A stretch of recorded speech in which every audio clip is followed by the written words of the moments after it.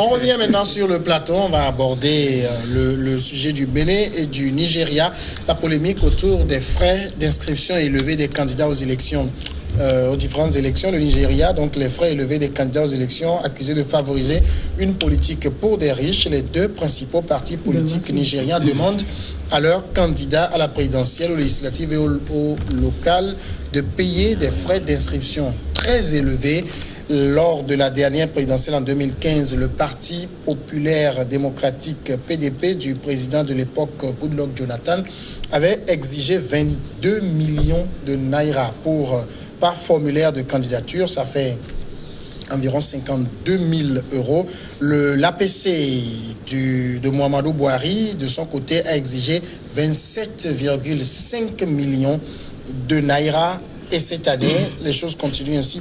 Du côté du Bénin, eh bien, pour être président de la République, il faut désormais débourser 250 millions de francs CFA. Et pour les listes de députation, c'est 249 millions de francs CFA.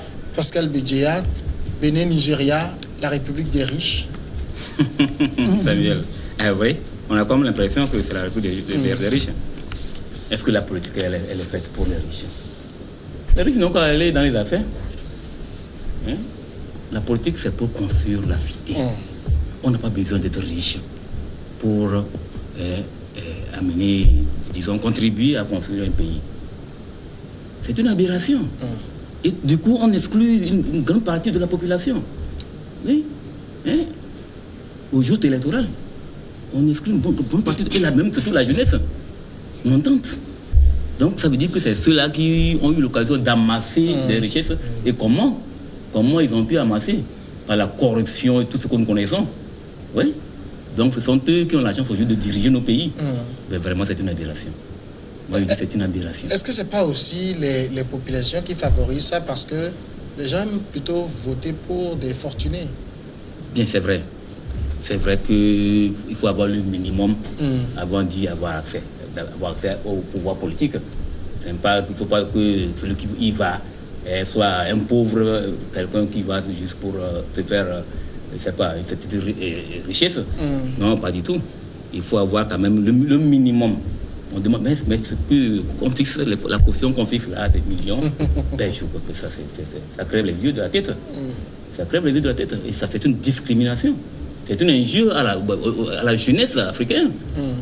Parce que nous, les jeunes, on ne peut pas tolérer cela. Le jeune va trouver l'argent où? C'est cet argent-là où? Cet argent-là où? Imaginez au Togo, si au Togo, on institue quelque chose comme ça, ça veut dire qu'on écarte une bonne partie de la population. De la population. Donc, je crois que les Béninois, les Nigériens doivent revenir sur terre et revoir les choses. Comme vous l'avez dit, la politique, ce n'est pas pour les riches. La politique, c'est aussi pour la classe moyenne. C'est pour la classe moyenne. Il n'a pas donné la chance. Pour donner la chance à tout le monde. Ouais, c'est ça. Docteur, c'est mon point de vue. Non, on est scandalisé parce que les Africains, c'est là où chaque fois j'ai utilisé plusieurs fois le mot négrerie, mais si on demande à M. Talon, si son père, par exemple, pouvait trouver 250 millions, si lui qui est commerçant, qui s'est enrichi, est-ce que son père, par exemple, pouvait trouver 250 millions s'il veut se présenter à la présidentielle? Qui peut trouver parmi ses frères 250 millions? Donc il faut être réaliste. Et ce qui fait que les gens veulent porter des prix exorbitants, c'est parce que les Africains ne veulent pas savoir. Si l'élection, tout le monde veut aller d'abord être président. On leur a dit ici, que ce soit aussi au Togo, qu'il suffit de faire des primaires et puis vous avez peut-être une élection entre deux candidats seulement et vous cotisez pour une personne. Mais on n'a pas besoin d'être riche pour être candidat à la présidentielle. Barack Obama n'était que simple gouverneur. Le salaire des gouverneurs, c'est publié, tout le monde le sait. Et quand il a voulu se présenter, il a demandé une participation. Et en Afrique aussi, les populations n'ont qu'à savoir, si vous soutenez un candidat dans un parti, vous devez cotiser. En général, il n'y a aucun Togolais qui cotise. En général, on le soutient pour ce qu'il peut donner. Oui, mais il ne cotise pas. Vous avez une carte de membre et vous devez faire. On a fait les comparaisons ici à la dernière présidentielle. M. Fabre avait eu, je crois, 1,2 million selon les résultats. Si non, 1 million... c'est plutôt Fornia Sigbe qui a eu 1,2 million. Fabre était à 800 000. Oui, mais à 800 000. Supposez que les 800 000 qui ont soutenu le candidat Fabre avaient cotisé chacun 5 000 pour les élections. Combien ça fait? C'est une somme faramineuse. En milliards. Ça fait une somme faramineuse pour permettre à M. Fabre de faire la campagne. Mais il n'avait pas l'argent pour faire la campagne. On sait comment il a jonglé pour avoir... Donc, le problème d'argent ne se pose pas pour être candidat. Et il ne faut pas que les gens croient que si vous dites 250 millions, vous allez passer avec vos 2 mandats. Au Bénin, c'est 2 mandats. Si votre fils ou bien votre cousin ou bien votre parent veut être président de la République, il va trouver les 250 millions. Il faut penser toujours à l'avenir. Et les Africains ne pensent jamais à ça. Ou est-ce que quelqu'un peut... Est-ce qu'un Africain peut trouver 250 millions pour aller dire qu'il va aux élections présidentielles? Et s'il ne gagne pas, il perd 250 millions. Vous voyez quelqu'un en train de faire ça? Et c'est ça qui n'est pas bon. Tout le monde sait, mais je connais les Béninois, vous savez, ils sont très tranchants. Vous allez voir ce qui va se passer. Germain Sossou, au niveau de l'APC, on dit que la politique est une affaire sérieuse. Et même si nos moyens sont limités, si vous êtes l'homme du peuple, vos partisans peuvent vous financer. Donc ça veut dire que même si le coût est élevé, tant que les gens se mettent ensemble pour vous supporter, eh bien vous pouvez trouver ces moyens. Vous savez que le président, alors pour prendre le cas du Bénin, est arrivé, a été candidat avec une caution de 15 millions. 15 millions. 15 millions. Lui, je propose. Vous savez, il y a un problème, le docteur Yu l'a dit, les Africains ont un dilemme, nous avons un dilemme actuellement. Vous savez, pendant des années, les pays africains ont été dirigés par... la plupart des chefs d'État n'étaient pas fortunés comme ça. Mais au sortir, les Africains ont été un peu déçus de la façon dont on les a gérés. Donc ils se disent, bon, puisque quand je dis ils ont été déçus, parce que ceux qui arrivaient au pouvoir volaient. Vous m'excusez d'utiliser le terme qui choque. On détournait. C'est-à-dire quand les gens arrivent au pouvoir, ils s'enrichissaient. Donc on a vu la politique comme le moyen de s'enrichir en arrivant au pouvoir. Donc les Africains se disent, bon, si nous envoyons les hommes riches, peut-être qu'on ne nous volerait plus. Vous suivez mon ballon. Donc, le cas du Bénin, c'est à peu près quelque chose. À un moment donné, le Bénin était en situation. Et à un moment donné, le président Patrice Talon a incarné une sorte d'espoir. Même nous qui n'étions pas béninois, on s'est dit, bon, on a pris un système de nouveaux tout ça là. Et quand il est arrivé, les premiers pas qu'il a posés, on s'est dit, bon, c'est rassurant. Voilà tout ça là. Même pour venir chez nous ici, il restait humble. Il prend les véhicules, donc tout le charme, tout ça là. Et donc c'est un exemple pour les jeunes qui veulent s'engager en politique. Et moi, modestement, je suis ici derrière moi, il y a beaucoup de jeunes qui veulent s'essayer à la politique. Absolument. Et on se dit, mais non, on arrive en politique pour transformer les choses. Bon, du coup, ce qui se passe au Bénin, ça donne beaucoup à réfléchir. Mais on cherchait à comprendre comment, au cours des campagnes électorale au Bénin, ça a commencé même là-bas. Nous avions, entre-temps, je crois, sur votre dénoncé, c'était de l'argent qui avait beaucoup circulé. Et nous, au Togo, on s'inquiétait parce qu'on avait un problème d'achat de conscience dans notre pays. Parce que dans notre pays aussi, il y avait déjà ce problème-là, où pendant les périodes des élections, on distribuait soit des sacs de riz, soit 2000 aux gens. On se disait comment on fait pour mettre fin à ça, pour que demain les gens puissent véritablement faire de la politique. Si vous méritez, vous pouvez être pauvre. Il faut un système qui vous amène à la responsabilité publique, mais vous devez pouvoir rendre compte. Voilà. Malheureusement, ça aussi, nous avons ce dilemme-là, où vous avez des responsables qui, jusqu'à présent, ont refusé de déclarer, par exemple, leur bien. Vous prenez, par exemple, la députation, l'hémicycle, l'Assemblée, par exemple, que nous avons. Si vous prenez les députés qui sont là, vous m'excusez, la plupart, il y en a un grand nombre de députés qui sont arrivés à la députation sur ces méthodes-là. C'est-à-dire que j'ai de l'argent, ou bien Samuel a de l'argent, il sait que Germain Sossou a Cara, il dit, mais Germain Sossou, je te donne tel million. Dans la réalité, je n'en ai pas. Non, je crois qu'il va appeler le docteur Yu. J'en ai pas, c'est un plus bel exemple. Alors, le docteur Yu dit, mais voilà, tu vas avocat, tu te présentes, il vous donne 200 millions. Vous arrivez, vous faites tout, vous achetez les consciences.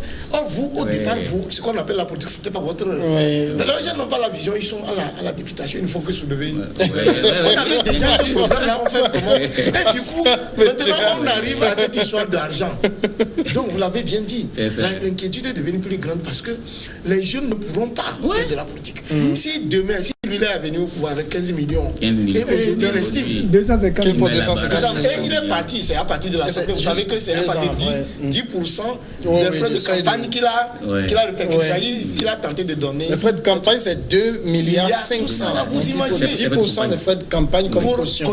Et c'est de là, c'est depuis à l'Assemblée que ça a été voté. Alors, il y a Pascal Bédia, il y a au niveau du Nigeria une des personnalités qui dénonce, il dit selon lui, ce système n'a cessé de favoriser les très riches et les connexions politiques. C'est-à-dire, si les candidats n'ont pas les moyens de payer, ils seront redevables à leurs mécènes. Ah oui, ça c'est normal. C'est normal. Donc on aura des gens qui vont se faire financer et après seront le porte-voix de ces mécènes-là. Ces mécènes-là. Et cela encourage les détournements. Ouais, ils vont trouver l'argent, cet argent pour rembourser. Mais est-ce que bon, peut-être que ça nous choque ici, mais est-ce que c'est pas aussi ce qui se fait dans les grandes démocraties où vous avez par exemple aux États-Unis les grandes firmes qui soutiennent quelqu'un et qui le font élire pour qu'ils fassent des lois à leur faveur? Samuel, j'allais en venir. C'est pourquoi j'ai dit la démocratie, c'est un peu de tout. La politique, j'allais dire, c'est un peu de tout. Nous sommes en Afrique ici, des fois nous dénonçons certaines choses qui se passent en Occident, dans les vieilles démocraties. Vous l'avez si bien dit. Quand on prend aux États-Unis, qui finance les campagnes électorales? Ce sont les grandes firmes. Ah oui, ce sont les grandes firmes qui financent les grands hommes d'affaires qui financent la Silicon Valley.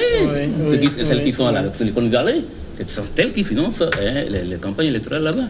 Pour que, comme vous l'avez si bien dit, que la politique du prochain président soit orientée vers leur avantage, vers ce qu'ils veulent. C'est ça. La politique a été toujours comme ça. Quand vous prenez l'Italie, avec Silvio Berlusconi, et toujours le manière de la presse, il est toujours venu au pouvoir avec de l'argent. De l'argent. C'est comme ça. Mais est-ce que c'est bon pour l'Afrique? Même Macron, en France, on l'accuse d'être le président des riches. Ah oui. C'est eux qui l'ont porté. C'est un financier. C'est un financier. Vous comprenez, c'est un financier. Et aujourd'hui, son combat, on parle la dernière fois d'une rétention, d'une taxe pour tout ça. Ça favorise le oui, c'est toujours pour les riches. C'est les riches qui ça favorise. Oui, mais il faut aussi que les Africains comprennent quelque chose. Les grandes démocraties, c'est les donateurs, les mécènes, comme on dit, et les grands hommes d'affaires. Et ça, je vais vous donner un petit témoignage. Quand j'étais en exil à l'hôpital AMC, c'est l'académicien, Medische Centrum d'Amsterdam, on reçoit avec le même patron une ambassadrice. Donc je ne vais pas nommer le... Et après, on a discuté avec elle. Qu'est-ce que vous faites ici? Elle dit non, bon, je suis ici, mais elle n'est pas venue en Hollande. Elle était à Paris. Elle était à l'ambassade à Paris du pays. Il dit, qu'est-ce que vous faites? Je dis, que se balade. C'était une diplomate, très jeune, très jolie, tout ça. Et mon patron, hollandais, il lui demande, mais pourquoi vous vous intéressez à quoi? Il dit, oh, moi, je ne m'intéresse pas du tout à la politique. C'est que je suis à Paris parce que j'ai demandé à mon père que, comme tu as financé le candidat, s'il est président, il n'a qu'à me nommer à Paris. Et il dit, ah bon, et le patron lui demande, mais donc ton père a financé le candidat? Il paraît que c'est limité. Il dit, oh, ça c'est en sous-main. Il demande, lorsque son père a financé le candidat, je ne vais pas vous dire le montant, parce qu'il a dit à peu près.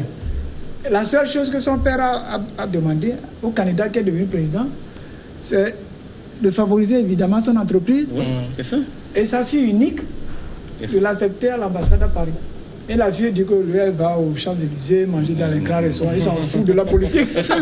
Non, il y a les donateurs privés qui sont des grands patrons qui donnent l'argent. Vous ne pouvez jamais contrôler ça, c'est donné en liquide, cash. Bon, il y a ça aussi. Deuxièmement, je voudrais revenir sur la richesse des hommes politiques.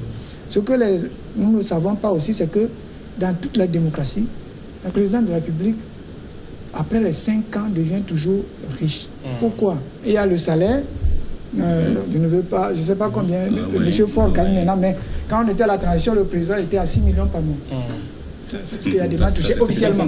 D'accord. Non, c'était quand même quelque chose. Normalement, il doit payer les impôts dessus. Oui, docteur, je vous propose juste de marquer la pause et puis le temps qu'on revienne derrière et vous allez reprendre. D'accord.